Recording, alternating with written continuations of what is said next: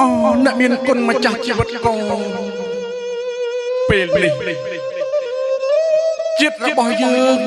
ត្រូវមានខ្មាំងឃ្លានពៀនទន្ទ្រានយកទឹកដីរបស់យើងហើយពេលនេះកូនត្រូវក្រាបថ្វាយបង្គំលាអ្នកមានគុណដើម្បីទៅសមរភូមិមុខ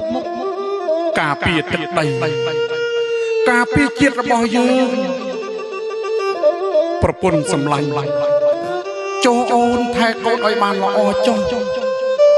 ពេលដែលបងបណ្ដេញខ្មាំងសត្រូវចាក់ចេញផុតកាលណាហើយបងត្រឡប់មកជួបអូនវិញចាក់ជាមិនខាន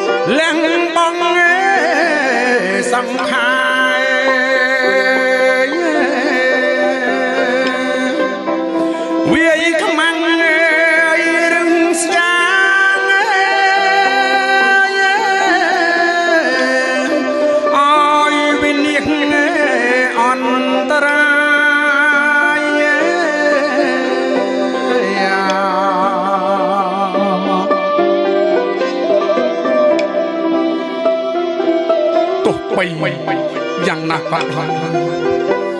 ខ្ញុំត្រូវតែខំតស៊ូដើម្បីជាតិដើម្បីទឹកដីរបស់ខ្ញុំជីវិតខ្ញុំស្លាប់ក៏ខ្ញុំមិនស្ដាយដែរគោរពមេអរគុណ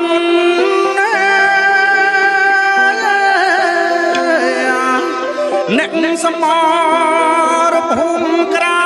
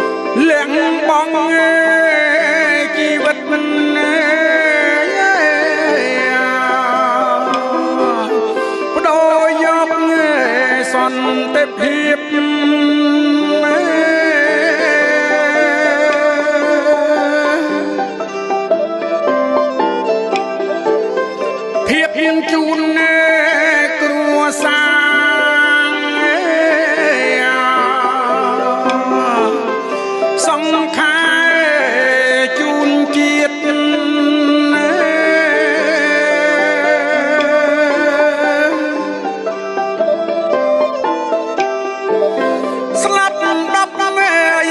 ដងទៀត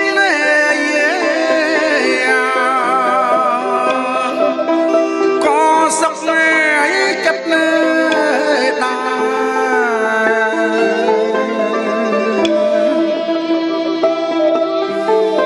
អ្នកមានគុណម្ចាស់ជីវិតកូនប្រពន្ធសំឡាញ់មកលាអូនសន្ហាខ្ញុំស្លាប់មែនពិតតែដួងចិត្តវិញ្ញាណរបស់ខ្ញុំរីករាយណាស់ដែលបានបំរើជាតិបំរើទឹកដីរបស់ខ្ញុំ